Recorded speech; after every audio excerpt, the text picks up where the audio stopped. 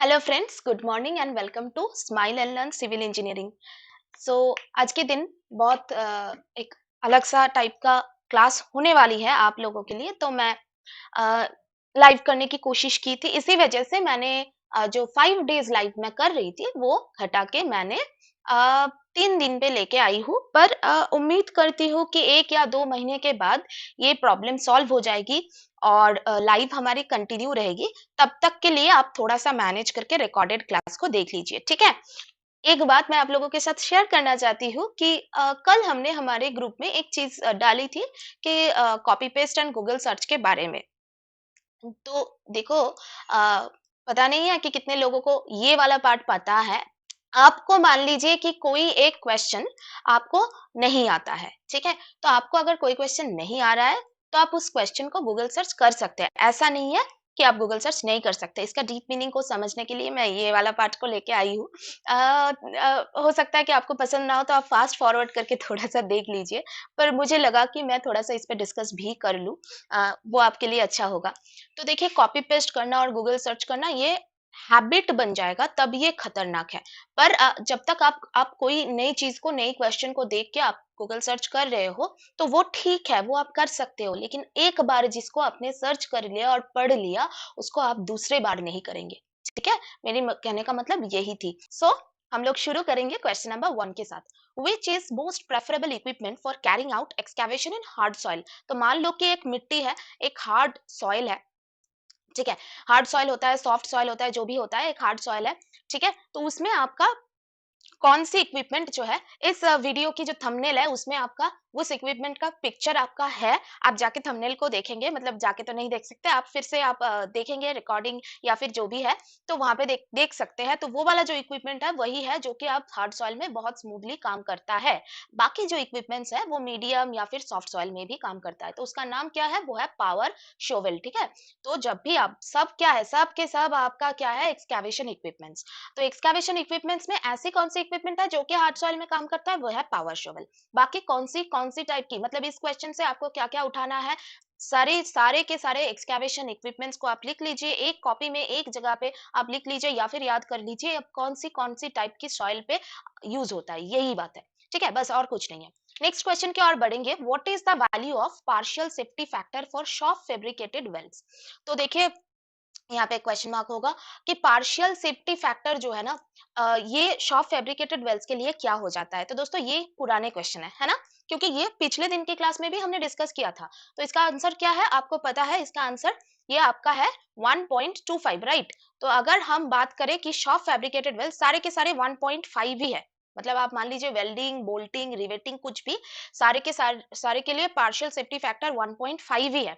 अब soft fabricated के लिए ये थोड़ा-सा घट जाता है, क्योंकि है क्या ये? फैक्टर, फैक्टर ऑफ सेफ्टी तो है ना, तो थोड़ा-सा घट जाता है। किस चीज़ के लिए? सॉफ्ट फैब्रिकेटेड वेल्स के लिए ये थोड़ा-सा घट जाता है, ठीक है? जो कि आपका 1.25 और 1.1, इस फिगर को याद कर लीजिए, ये सिर्फ और सिर्फ यील्डिंग के लिए यूज़ होता है, ठीक है? ये सिर्फ और सिर्फ यील्डिंग में ही आपका ये फैक्टर ऑफ सेफ्टी पकड़ा जाता है, वो और भी कम है, ठीक है? क्योंकि यील्डिंग में आपका फेलियर होने की चांसेस कम है, यील्ड हो जाता है, फेलियर को रेजिस्ट करने की पावर ज़्यादा है, तो 1.1, ओके। क्वेश्चन नंबर 3 करेंगे।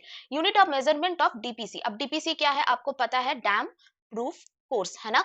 डीपीसी है आपका डैम प्रूफ कोर्स, ठीक है। तो डीपीसी के मेजरमेंट यूनिट क्या है आपको पता है? डीपीसी लेंथ और ब्रेथ को मेजर किया जाता है। डीपीसी क्यों दिया जाता है? डैम प्रूफिंग करने के लिए, ताकि जो नीचे वाला, जो फाउंडेशन से जो पानी ऊपर आ सकता है, जो कि आपके वॉल्स में या फिर मान लीजिए आपकी पूरी बिल्डिंग में डैम प्रूफिंग कर सकता है, तो उसको हमें रेजिस्ट करना है। तो कैसे रेजिस्ट कर सकते हैं? डैम प्रूफिंग कोर्स के हेल्प से, ठीक है। तो डैम प्रूफिंग कोर्स किया जाता है। अब इस डैम प्रूफिंग कोर्स की जो रेशियोज है वो आपको याद कर लेना है, और क्या क्या मटेरियल से, दूसरी क्या क्या मटेरियल से डैम प्रूफिंग कोर्स हो सकता है वो भी आपको याद कर लेना है, ठीक है। तो यहाँ पे क्या हो जाएगा? स्क्वायर मीटर, मीटर स्क्वायर है आपका डीपीसी का यूनिट। क्वेश्चन नंबर 4 करेंगे। The test which is not use to measure the workability of concrete. तो देखिए, नॉट से क्वेश्चंस आजकल बहुत ज्यादा आ रहे हैं। आपको डीएफसीसीएल में एक एक्सपीरियंस हो गया होगा। ऐसा नहीं है कि नॉट से ही क्वेश्चंस आएंगे, लेकिन प्रैक्टिस करके रखना है, ठीक है। तो ऐसी कौन सी टेस्ट है जो कि वर्केबिलिटी मेजर करने के लिए नहीं यूज होता है। तो कॉम्पैक्शन फैक्टर तो वर्केबिलिटी मेजर करने के लिए यूज होता है, भी वही यूज होता है, और स्लम वैल्यू भी आपका स्लम टेस्ट जो है वो भी वर्केबिलिटी मेजर करने के लिए यूज होता है। तो यहाँ पे करेक्ट आंसर आपका क्या हो जाएगा, ला शेटिलियर्स apparatus। ठीक है, next question, the slump test for finding out the workability in concrete, the maximum size of aggregate should not exceed. पहली बात तो ये है कि स्लम टेस्ट का आईएस कोड है 1199। ठीक है, तो इसमें आपका दिया गया है कि कितने डायमेंशंस, कितने नॉमिनल, मैक्सिमम साइज का मतलब ही है आप, या फिर एग्रीगेट का मतलब अगर आपसे पूछा जाएगा तो ये आपका nominal maximum size of aggregates पूछा गया है। तो ये नॉमिनल मैक्सिमम साइज कितने ज्यादा होने से आप स्लम टेस्ट को परफॉर्म नहीं कर सकते, वो है आपका 38 mm। Okay, it should not be more than 38 mm। Question number 6 को करेंगे, in cement following compounds can be used as accelerators. तो आप सीमेंट में, यह क्या है, ये है एक एडमिक्सचर, है ना, ये क्या है, ये एक एडमिक्सचर है, इससे आप एक्सीलरेट कर सकते हैं। क्या एक्सीलरेट कर रहे हैं, सेटिंग टाइम को एक्सीलरेट कर रहे हैं। ठीक है, तो एक्सीलरेटर कौन सी है, कैल्शियम क्लोराइड, ये आपको पता है। अब जो सोडियम क्लोराइड है वो भी एक एक्सीलरेटर है, और जो सोडियम सल्फेट है वो भी एक एक्सीलरेटर है। लेकिन CaSO4 एक क्या है, ये एक रिटार्डर है। ये क्या है, ये जिप्सम है। ठीक है, तो यहाँ पे ऑप्शन बी हो गया आपका करेक्ट आंसर। क्वेश्चन नंबर 7 की ओर बढ़ते हैं, in which of the following demolition of a building is required. तो मानो कि इनमें से कौन सी ऐसी है जिसमें बिल्डिंग को डेमोलिश करने के लिए काम आता है। तो rehabilitation of structure due to fire, earthquake और फ्लड। ठीक है, तो मान लीजिए कि कहीं पे फायर ब्रेकआउट हुआ है, तो उसमें भी आपको बिल्डिंग को डेमोलिश करना तो बनता है। अर्थक्वेक हो गया है तो ऑटोमेटिकली डेमोलिश ऑलरेडी हो चुका है, इसमें आपको जाके डेमोलिश करना नहीं है। फिर फ्लड में भी आपका बिल्डिंग, क्योंकि आप अगर कोई भी ऐसे पार्ट को लेके काम करता है जो कि ऑलरेडी ब्रेकआउट है, तो उसमें दिक्कतें या फिर उसमें डिजाइन करने में बहुत ज्यादा चीजें आ सकती है।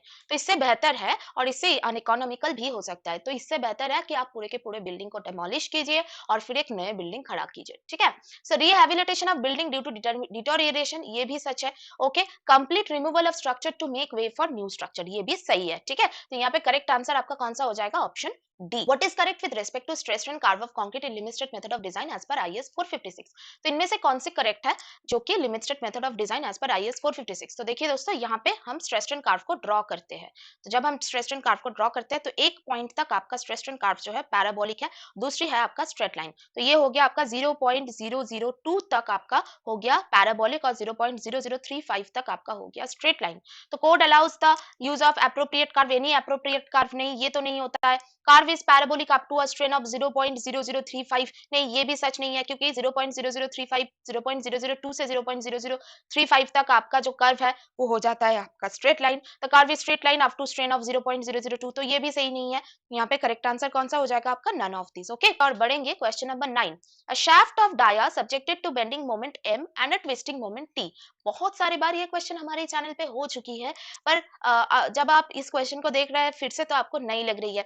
ठीक है, तो maximum shear stress is given by the equation tau max 16 by pi d cube root under m square by t square. Option A है आपका बिल्कुल सही उत्तर। साथ ही साथ आप एक चीज को देख लीजिए, सिग्मा मैक्स क्या हो जाएगा। तो in terms of this maximum, ये क्या है, ये कॉम्बाइंड बेंडिंग और टॉर्शन की पार्ट है। ठीक है, तो ये आपका कॉम्बाइंड बेंडिंग और टॉर्शन की पार्ट है। ओके, समझ में आ गया है आप सबको। चलिए आगे बढ़ते हैं क्वेश्चन नंबर 10 की ओर। Permissible free fall of concrete for placing concrete is kept 50 centimetre in order to 150 centimetre in order to prevent. Concrete है, तो आप कंक्रीट को प्लेस कर रहे हैं, तो अगर आप कंक्रीट को प्लेस कर रहे हैं तो एक तो लिमिट होगा, एक हाइट का लिमिट होगा जिससे आप प्लेस कर सकते हैं, वो क्या है, 150 सेंटीमीटर, है ना, वो क्या है 150 सेंटीमीटर। तो आप जब प्लेस कर रहे हैं एक हाइट से, तो इसमें क्या हो रहा है, 150 सेंटीमीटर से ज्यादा हाइट से आप प्लेस करेंगे तो जितना अच्छा, मान लो जितने भी अच्छे आपका मिक्सिंग हुआ है या फिर बैचिंग हुआ है, उससे कोई फर्क नहीं पड़ेगा, फिर भी आपका सेग्रीगेशन हो जाएगा। तो इस सेग्रीगेशन को कैसे प्रिवेंट कर सकते हैं, 150 सेंटीमीटर से कम रखना है, आपका height of free fall 150 centimetre से कम रखना है, तब आपका जाके क्या नहीं होगा, सेग्रीगेशन नहीं होगा। ठीक है, नेक्स्ट क्वेश्चन की ओर बढ़ेंगे। Coefficient of curvature of A well graded gravel. तो मानो कि वेल ग्रेडेड ग्रेवल है, कोएफिशिएंट ऑफ कर्वेचर, तो इसके लिए आपका कर्वेचर वाला कोएफिशिएंट क्या हो जाएगा, तो ऑब्वियसली ये 1 से 3 के बीच, और जो गैप ग्रेडेड या फिर पोरली ग्रेडेड है वो 1 से कम हो जाएगा या फिर 3 से ज्यादा हो जाएगा। तो बस इसको याद रखिए। अब सीसी क्या है, वैल्यू आपको पता है, D30 square divided by D60 into D10। ठीक है, और सी यू भी आप थोड़ा सा रिफ्रेश कर लीजिए, D60 बाई D10। ठीक है, तो ये हो गया बात। चलो next question, in welded fabric is used in RC wall having diameter equal to 16 mm, minimum ratio of vertical and horizontal reinforcement respectively to gross concrete area shall be. तो मान लो कि ग्रॉस कंक्रीट एरिया जो है उसके कितने percent हो जाएगा ये आरसी वॉल जिसका डायमीटर 16 mm है, ठीक है, तो कितने हो जाएगा 0.0012 एंड 0.002। एक आरसी वॉल होगा तो उसमें वेल्डेड फैब्रिक में 16 mm की डाया है, तो उसमें आपका वर्टिकल टू हॉरिजॉन्टल रेनफोर्समेंट की रेशियो बता रहा है, तो वो हो जाएगा 0.0012 एंड 0.002। ठीक है, वर्टिकल के लिए आपका 0.0012 और हॉरिजॉन्टल के लिए आपका 0.002। और रही बात आपके नॉर्मल केसेस में, तो नॉर्मल केसेस में आपको तो पता है कि आपका जो है ये हो जाएगा 0.0012 फॉर जो हाई स्ट्रेंथ जो स्टील है उसके लिए, और जो माइल्ड स्टील है उसके लिए आपका कितना हो जाएगा 0.0015, है ना। चलिए, if a vertical circular plate of diameter D is submerged in water, what is the depth of centre of pressure from the water surface. तो अब सेंटर ऑफ प्रेशर जो होता है उसका फॉर्मूला आपको पता है क्या है, I G by A H bar plus H bar. अब एक सर्किल है, ठीक है, centre of pressure from the water surface एक सर्कुलर प्लेट है, वर्टिकल सर्कुलर प्लेट है जो कि वाटर में सबमर्ज्ड है, तो इसके आपके सेंटर ऑफ प्रेशर को इसको निकालना है, ठीक है। तो कैसे निकाल सकते हैं, तो आई जी क्या है pi by 64 D to the power 4 divided by area क्या है pi by 4 D square multiplied by H bar क्या है ये आपका डी बाई 2 है प्लस डी बाई 2, ठीक है। तो यहाँ पे आपको निकल जाएगा सेंटर ऑफ प्रेशर, इस वैल्यू को अब पाई पाई तो ऑटोमेटिकली कैंसिल हो रहा है, 4 और 64 16 हो गया, डी स्क्वायर और डी मिलके आपका डी क्यूब हो गया, फिर आपका जो पड़ा रहा वो क्या है 2d डिवाइडेड बाई आपका क्या हो गया 16 प्लस डी बाई 2, तो यहाँ पे आपका आ गया D by 8 plus D by 2। तो आप इसको करेंगे तो ये आपका क्या आ जाएगा 5d/2 नहीं, ये 5d/8 हो जाएगा, ऑप्शन सी है करेक्ट आंसर, ठीक है, ये 5d/8 हो जाएगा। चलिए next question, if f is the focal length of the objective, I is the stadia interval, D is the distance between the objective and the vertical axis, then expression for multiplying an additive constant of tachymeter क्या है, ये हो जाएगा आपका f by I plus F and F plus D, ठीक है। तो यहाँ पे ऑप्शन सी हो जाएगा क्योंकि आपको पता है कि मल्टीप्लाइंग कांस्टेंट हो जाता है आपका एफ बाई ई और एडिटिव कांस्टेंट हो जाता है आपका एफ प्लस डी, ठीक है। चलो next question, who made the assumption that a strip footing placed on the ground surface sinks vertically downwards into the soil at failure। तो ये किसने किया था assumption, ये प्रैंडल ने किया था। क्या होता है कि मान लो एक स्ट्रिप फुटिंग है, ठीक है, एक स्ट्रिप फुटिंग है, अब जब ये ना ग्राउंड सरफेस पे प्लेस होता है तो ये एक इस तरह की एंगल 45 डिग्री प्लस 5/2 एंगल बना के ये हो जाता है सिंक।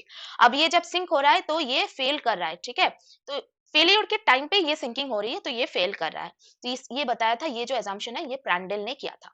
नेक्स्ट क्वेश्चन की ओर बढ़ेंगे, the impact test are used to determine, तो इम्पैक्ट टेस्ट किस चीज को डिटरमाइन करने के लिए हम लोग यूज करते हैं दोस्तों, पता है आप लोगों को, टफनेस। अब इम्पैक्ट टेस्ट की सारे वैल्यूज को आप थोड़ा सा मतलब नोट कर लीजिए, वो इम्पैक्ट टेस्ट की टफनेस वाली पार्ट है, ठीक है। चलिए, if aggregate completely pass through a sieve of size 75 mm and retained on a sieve of 60 mm, then the particular aggregate will be flaky if its minimum dimension is less than।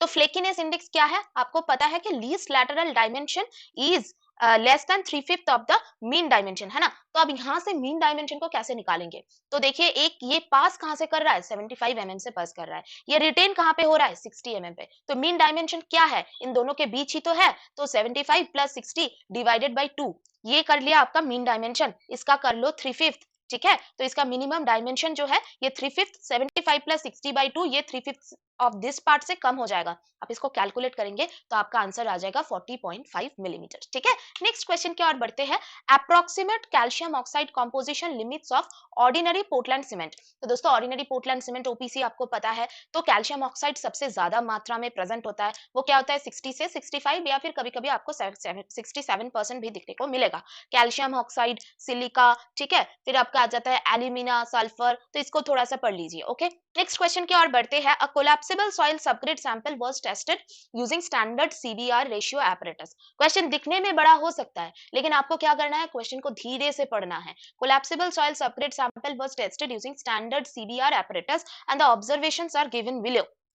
2.5 mm और 5 mm दोनों चीजें हैं, ठीक है। तो देखिए हम कौन सी पेनिट्रेशन की वैल्यूज को कंसीडर करते हैं, ये आपको पता है, ये आपका 2.5 mm वैल्यूज को कंसीडर करते हैं। अब यहाँ पे दो लोड होते हैं, एक 1370 kg, ये स्टैंडर्ड लोड होता है, 2.5 mm पेनिट्रेशन है ऑलरेडी, तो इसका रेशियो तो है, सीबीआर रेशियो क्या है, रेशियो है, किस चीज का रेशियो है, जो लोड ऑब्टेन्ड हुआ और जो लोड स्टैंडर्ड है, बस यही तो है। तो 60.55 डिवाइडेड बाई 1370, इसको आप करेंगे मल्टीप्लाई बाई 100 करेंगे तो आपका आंसर आ जाएगा 4.4, है ना। तो हो गया हमारा काम। अब चलिए करते हैं रिवीजन। ओके, चलिए क्वेश्चन नंबर 1 से शुरू करेंगे फिर से। Most preferable equipment for carrying out excavation in hard soil, तो हार्ड सॉइल में एक्सकैवेशन करने का सबसे अच्छा इक्विपमेंट कौन सा है, पावर शोवेल, याद कर लीजिए power shovel. Value of partial safety factor for short fabricated welds कौन सा है, 1.25, ठीक है, बाकी सबके लिए 1.5 हो जाता है और सिर्फ यील्डिंग के लिए आपका हो जाता है 1.1। नेक्स्ट क्वेश्चन क्या कर रहा है, unit of measurement of DPC, तो डीपीसी को मेजर करने की यूनिट क्या है, स्क्वायर मीटर, बहुत इजी है, ठीक है। चलिए next, the test which is not use to measure the workability of concrete, तो कौन सी टेस्ट वर्केबिलिटी को मेजर करने के काम पे नहीं आ रहा है, ये होगा आपका कौन से, लास्ट एटिलियर्स। अब लास्ट एटिलियर्स किस काम में आ रहा है ये आपको पता है, बस एक छोटी सी कमेंट ड्रॉप कर दीजिए ताकि सबको भी पता पड़ जाए, जिसको अभी तक पता नहीं है, जो नए हैं उसके लिए लास्ट एटिलियर्स apparatus नहीं हो सकती है, तो लास्ट एटिलियर्स apparatus की डिटेल्स जो है वो आप एक कमेंट में डाल दीजिए, बस ये बात है। चलिए next, slump test for finding out the workability of concrete, workability in concrete, the maximum size of aggregate should not exceed, that is IS 1199। तो यहाँ पे आपका क्या है, IS 1199 में आपका दिया गया है nominal maximum size of aggregate 38 mm से ज्यादा हो जाएगा तो स्लम टेस्ट काम ही नहीं करेगा। चलिए नेक्स्ट क्वेश्चन की ओर बढ़ते हैं। क्वेश्चन नंबर 6 क्या कह रहे हैं, in cement following compounds can be used as accelerators, तो फॉलोइंग कंपाउंड्स जो है ये एक्सीलरेटर्स है, तो और जो एक्सीलेटर नहीं है, यही क्वेश्चन में आपको पूछा गया है, तो ये क्या है, CaSO4 जो कि है जिप्सम, ठीक है। नेक्स्ट क्वेश्चन की ओर बढ़ेंगे, in which of the following demolition of a building is required, तो बिल्डिंग को डेमोलिश कर दो, किस किस में लगता है, डेमोलिश करना किस में लगता है, सब चीजों में लगता है, फायर, अर्थक्वेक, फ्लड हो गया तो हो गया डेमोलिश, डिटोरिएशन हो गया तो हो गया डेमोलिश, या फिर कोई नया स्ट्रक्चर बन रहा है तो हो गया डेमोलिश, तो यहाँ पे करेक्ट आंसर क्या हो जाएगा, all of the above। Okay, next question की ओर बढ़े, what is correct with respect to stressed and curve of concrete in limit state method of design, तो stressed and curve concrete की आपको पता है वो आपको क्या है, कब तक पैराबोलिक, ठीक है, sorry, what is correct with respect to stressed and curve of concrete in limit state method of design as per IS 456, just a minute।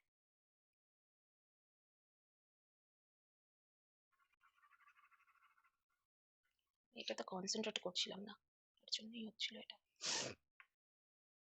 What is correct with respect to stressed and curve of concrete in limit state method of design as per IS 456, तो इनमें से कौन C correct है जो कि limit state method of design as per IS 456। तो देखिए दोस्तों, यहाँ पे हम स्ट्रेस्ड एंड कर्व को ड्रॉ करते हैं, तो जब हम स्ट्रेस्ड एंड कर्व को ड्रॉ करते हैं तो एक पॉइंट तक आपका स्ट्रेस्ड एंड कर्व जो है पैराबोलिक है, दूसरी है आपका स्ट्रेट लाइन, तो ये हो गया आपका 0.002 तक आपका हो गया पैराबोलिक और 0.0035 तक आपका हो गया straight line.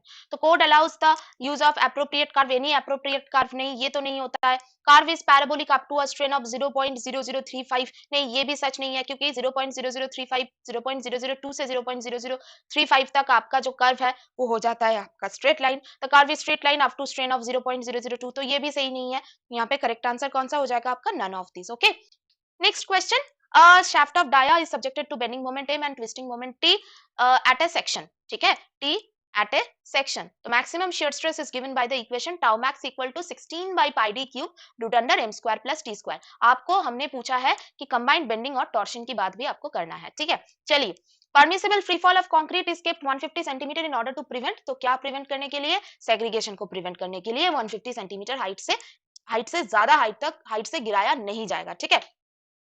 Question number 11 common question हो गया था। Question number 12, coefficient of curvature of A well graded gravel, तो वेल ग्रेडेड ग्रेवल के लिए आपका कोएफिशिएंट ऑफ कर्वेचर क्या है, कोएफिशिएंट ऑफ कर्वेचर आपका 1 से 3 के बीच रहना है, और अगर 1 से कम हो जाता है तो वो हो जाता है पोरली ग्रेडेड, 3 से ज्यादा हो जाता है तो भी वो पोरली ग्रेडेड है, तो 1 से 3 के बीच आपको कोएफिशिएंट ऑफ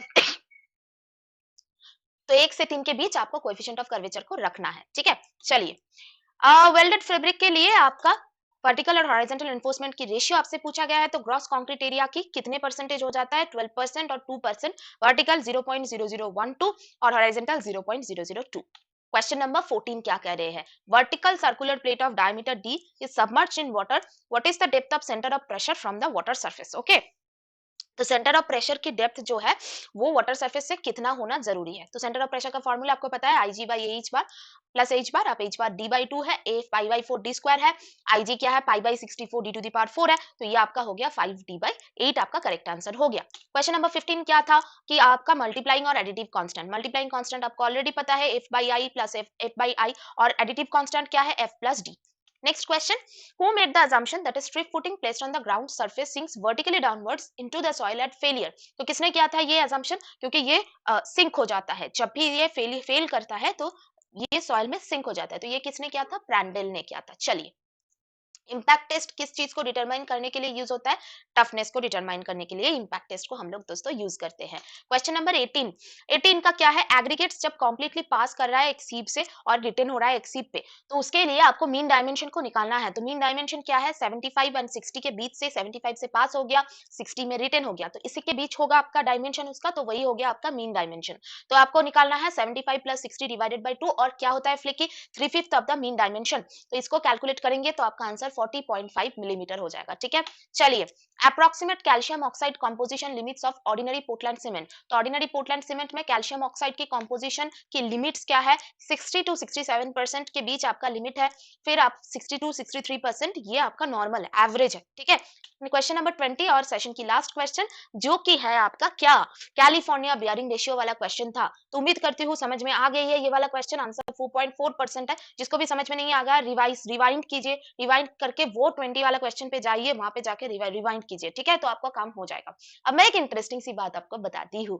ठीक है, तो कल मैंने ना एक क्वेश्चन डाली थी, और क्वेश्चन डालने के बाद रीजन जानने के लिए क्लास में 8 बजे आओ ये मैंने बताई थी, तो किसी ने इसका सॉल्यूशन दे दिया और मतलब खुश हो गया। ठीक है, तो देखो ऐसे ही करना है आपको। तो मैंने कहा क्लास में 8 बजे को आओ, तो 8 बजे में आज क्लास हुआ ही नहीं। ठीक है, तो ये कोई दिक्कत वाली बात नहीं है, लेकिन ये वाला क्वेश्चन जो मैंने आपके लिए डाली है, अगर आप इंटरेक्ट करते हो हमारे टेलीग्राम चैनल पे, तो आपको ये वाला चीज पता होगा। तो ये वाला क्वेश्चन इंपॉर्टेंट है। ठीक है, तो आपको सॉल्व करना आया, ये बहुत बड़ी बात है कि आप जब भी कोई क्वेश्चन को देखते हो उसको इमीडिएटली सॉल्व करो, क्योंकि आपके दिमाग में वो क्वेश्चन आपको, नहीं तो आपका क्या हो जाएगा, वो क्वेश्चन आप नहीं कर पाएंगे सॉल्व बाद में। तो आप जब भी कोई क्वेश्चन को देखते हो तो इमीडिएटली सॉल्व करो। लेकिन सिर्फ सोल्यूशन मैं इसलिए डाली थी ये क्वेश्चन, और इसलिए ये बात बताई थी कि आपको अगर कुछ और भी पता है कि नहीं, तो ये वाला चीज आप कर लीजिए। फिर single payment compound annual factor SPCAF, ये है आपका 1 plus i to the power n। Single payment present worth factor ये आपका है 1 plus i to the power 1 by 1 plus i to the power n। Uniform payment present worth factor ये आपका 1 plus i to the power n minus 1 i into 1 plus i to the power n। Uniform payment compound diamond factor ये आपका है 1 plus i to the power n minus 1 divided by i. Capital recovery factor क्या है, i into 1 plus i to the power n, 1 plus i to the power n minus 1। मैं लिख देती हूँ क्योंकि शायद ये दिखने को नहीं मिलेगा, यहाँ पे मेरी पिक्चर आपको इमेज दिख जाएगा, तो यहाँ पे मैं लिख देती हूँ 1 plus i to the power whole to the power n minus 1। ठीक है, तो ये हो गया आपका करेक्ट आंसर। ओके, तो उम्मीद करती हूँ कि आपको ये पसंद आई है। और तो दोस्तों उम्मीद करती हूँ कि ये सेशन आपको पसंद आई है, और अगर पसंद आई है तो ऐसे सेशन हम करते रहेंगे। फिर से मिलते हैं फ्राइडे को। Thank you.